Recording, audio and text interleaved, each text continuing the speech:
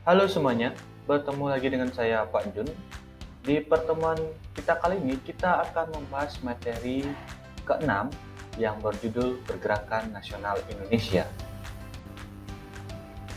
Pada materi ke-6 dengan judul Pergerakan Nasional Indonesia akan kita bagi menjadi dua subbab, yaitu A. Organisasi-organisasi Pergerakan Nasional Indonesia dan B. Sumpah Pemuda. Pada pertemuan kali ini kita akan membahas tentang subbab A, yaitu organisasi-organisasi Pergerakan Nasional Indonesia. Pada subbab A yang berjudul organisasi-organisasi Pergerakan Nasional Indonesia akan kita bagi menjadi 4 bentuk atau 4 kelompok organisasi, yaitu yang pertama organisasi awal, yang kedua organisasi-organisasi bercorak keagamaan, yang ketiga kelompok-kelompok studi pelajar mahasiswa, dan yang terakhir atau nomor 4 adalah organisasi dengan orientasi baru. 1. Organisasi awal. A. Budi Utomo.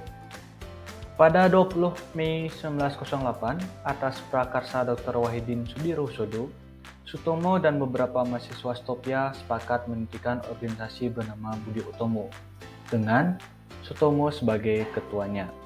Perjuangan Budi Utomo cenderung memajukan pendidikan dan kebudayaan. Oleh karena itu, aktivitasnya dianggap tidak berbahaya oleh pemerintah kolonial Belanda. Budi Utomo kemudian diakui sebagai badan hukum dan mendapat pengesahan dari pemerintah kolonial Belanda. Dalam perkembangannya, corak perjuangan Budi Utomo mengalami perubahan. Sebagian besar pengurus dan anggotanya adalah para pegawai negeri dan priayi, sehingga tujuan yang dikembangkannya cenderung memperhatikan kepentingan kelompok tersebut. Pada tahun 1920-an, secara perlahan-lahan Budi Utomo berubah dari organisasi etnik Jawa menjadi organisasi nasional Indonesia. Pada kongresnya tahun 1931 di Jakarta, diputuskan bahwa organisasi Budi Utomo terbuka untuk semua suku bangsa. Kemudian, pada tahun 1935, Budi Utomo berfusi ke dalam Partai Indonesia Raya atau Parindra. B. Indische Partij. Pada 25 Desember 1912, Daus Dekker atau Dr. Danuwijaya Setiabudi mengajak Suwardi Suryaningrat dan Cipto Mangunkusumo mendirikan Indische Partij di Bandung. Ketiga orang itu lalu dikenal dengan sebutan Tiga Serangkai. Keanggotaan Indische Partij terbuka untuk semua golongan, baik golongan Bumi Putra, Indo, Cina, India, Arab, maupun lainnya. Cita-cita Indische Partij cepat menyebar luas melalui surat kabar The Express yang dipimpin oleh Daus Dekker. Tujuan Indische Partij adalah meraih kemerdekaan Indonesia. Selain itu, Indische Partij memiliki cita-cita menyatukan semua golongan yang ada di Indonesia. Persatuan itu dianggap cukup penting karena jumlah golongan pribumi yang ikut serta dalam pergerakan nasional masih terbatas. Indische Partij juga bekerja sama dengan tokoh-tokoh pergerakan nasional lainnya. Pada 11 Maret 1913, Gubernur Jenderal Hindenburg menyatakan Indische Partij sebagai partai terlarang. Sikap radikal Indische Partij juga ditunjukkan melalui tulisan Suwardi Suryaningrat yang berjudul Als ik een Nederlander was, seandainya saya seorang Belanda. Tulisan tersebut berisi sindiran terhadap ketidakadilan di daerah jajahan.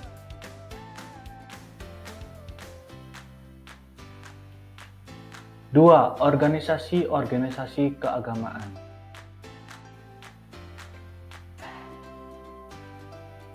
A. Syarikat Islam. Syarikat Dagang Islam atau SDI didirikan oleh Haji Samanhudi pada tahun 1911 dan diubah menjadi Syarikat Islam pada tahun 1912. Perubahan nama dilakukan oleh Haji Umar Said Cokroaminoto agar Syarikat Islam tidak hanya bergerak dalam bidang ekonomi, tetapi juga dalam bidang lain seperti politik dan sosial.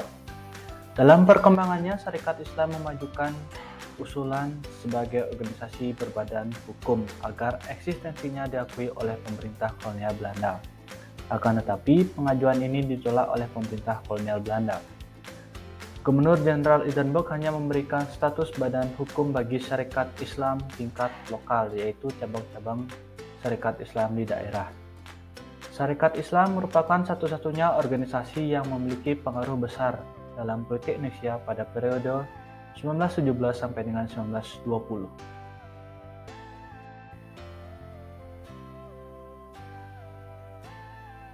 Setelah pemerintah Hindia Belanda memperbolehkan berdirinya partai politik, Syarikat Islam berubah menjadi partai politik. Tetapi Syarikat Islam akhirnya pecah karena anggotanya yang terpengaruh oleh paham sosialis komunis yang dibawa oleh seorang Belanda bernama Snevely. Syarikat Islam pecah menjadi dua, yaitu SI Merah dan SI Putih. SI Merah dipimpin oleh orang-orang yang kemudian menjadi tokoh-tokoh Partai Komunis Indonesia atau PKI, yakni Semaun, Darsono, Alimin, Musso, dan Tan Malaka. Sedangkan SI Putih dipimpin oleh Hos Cokroaminoto, Agus Salim, dan Dr. Sukiman.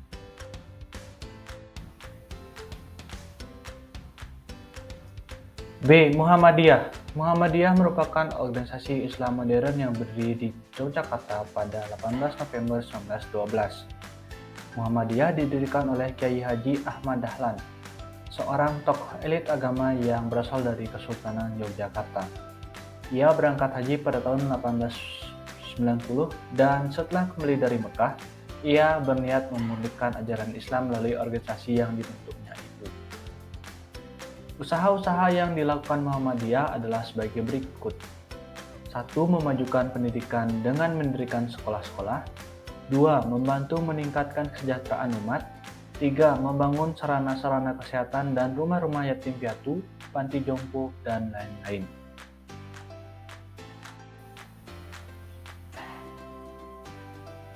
B. Nahdlatul Ulama (NU). Nahdlatul Ulama didirikan oleh Kiai Haji Hasyim Asy'ari, seorang pemimpin pesantren di Jombang, bersama Kiai Haji Bisri Samsuri dan Kiai Haji Wahab Hasbullah di Surabaya pada 26 Januari 1926.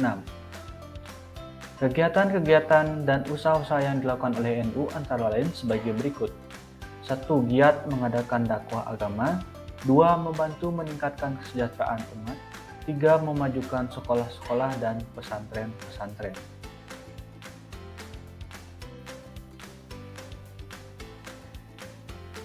3. Kelompok-kelompok studi pelajar mahasiswa.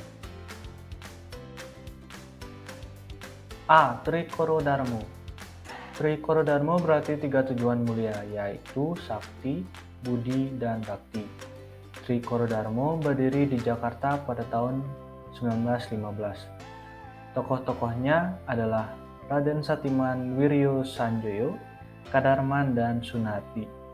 Menurut para pendirinya, organisasi ini hanya diperuntukkan bagi para pemuda dan pelajar asal 2 daerah, yaitu Jawa dan Madura.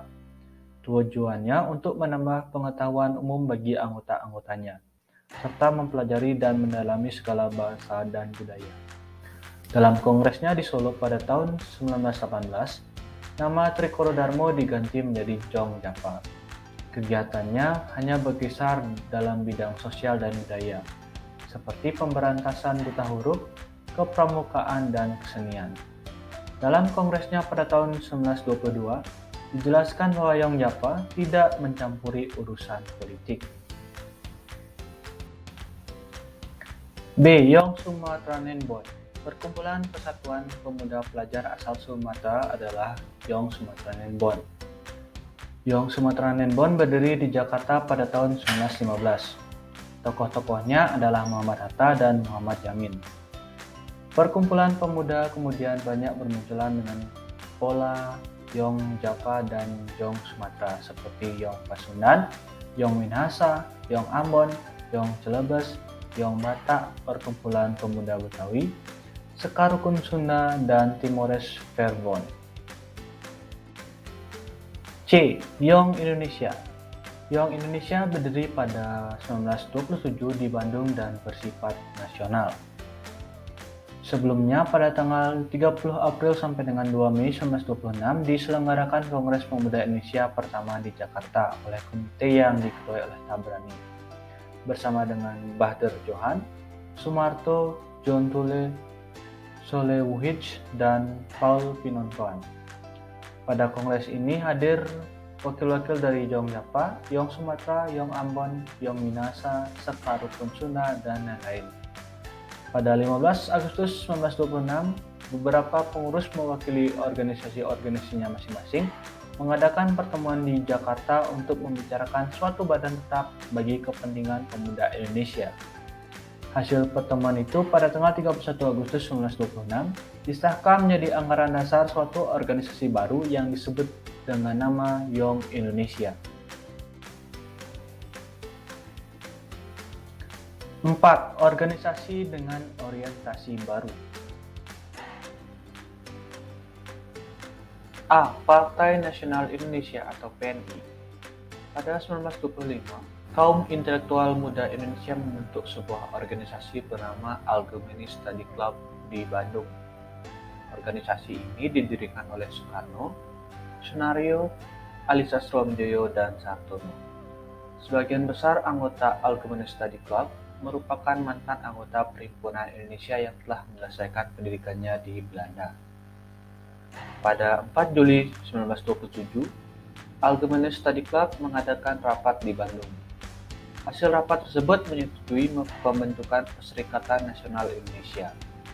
Rapat tersebut juga menetapkan Soekarno sebagai Ketua Umum Perserikatan Nasional Indonesia. Tokoh-tokoh yang tergabung dalam kepengurusan Perserikatan Nasional Indonesia yaitu Cipto Mangunkusumo, Anwari, Sartono, Iskak Cokroadisuryo, Sunario, Budiarto, dan Samsi. Perserikatan Nasional Indonesia merupakan organisasi radikal yang ditandai dengan strategi non-kooperatif, self-help, dan marxisme.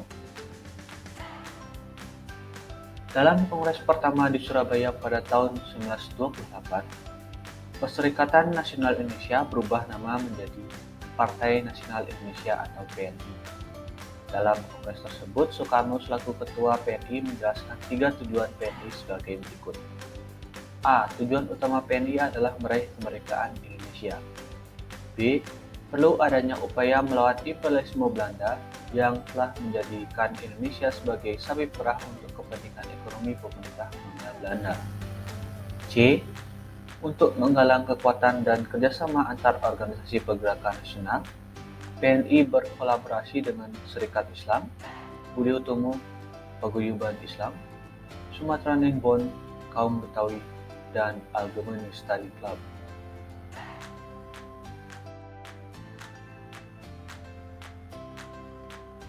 Pada 29 Desember 1929, pemerintah kolonial Belanda menangkap tokoh-tokoh PNI antara lain Insinyur Soekarno, Maskun, Supriyadinata, dan Gatot Mangkoepradja. Dalam sidang, Insinyur Soekarno mengajukan pembelaan atas dirinya dengan judul Indonesia Menggugat. Meskipun demikian, tokoh-tokoh PNI akhirnya dijatuhi hukuman penjara. PNI pun dinyatakan sebagai partai terlarang di seluruh wilayah pemerintahan kolonial Belanda.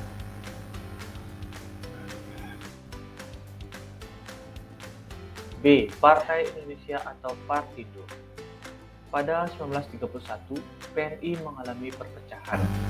Hal itu disebabkan ada sebagian pengurus PNI yang ingin melanjutkan perjuangan PNI, dan ada pula yang ingin mengubah cara lama yang diterapkan oleh PNI. PNI akhirnya dibubarkan oleh Mr. Sartono sebagai pemimpin partai. Pada 30 April 1931, Mr. Sartono membentuk partai baru yang diberi nama Partai Indonesia atau Partindo. Asas dan tujuan PNI tetap dipertahankan, demikian pula garis perjuangannya. Soekarno bahkan kemudian ikut bergabung dengan Partindo sekeluarnya dari penjara. Tulisan Soekarno yang dianggap menghasut rakyat menyebabkan penangkapan berulang kembali terhadap dirinya pada 1 Agustus 1933. Partindo mengalami kemunduran karena kegiatan-kegiatannya semakin ditekan oleh pemerintah kolonial Belanda. Mr. Sartono menilai keadaan semakin sulit, sehingga ia membubarkan organisasi itu.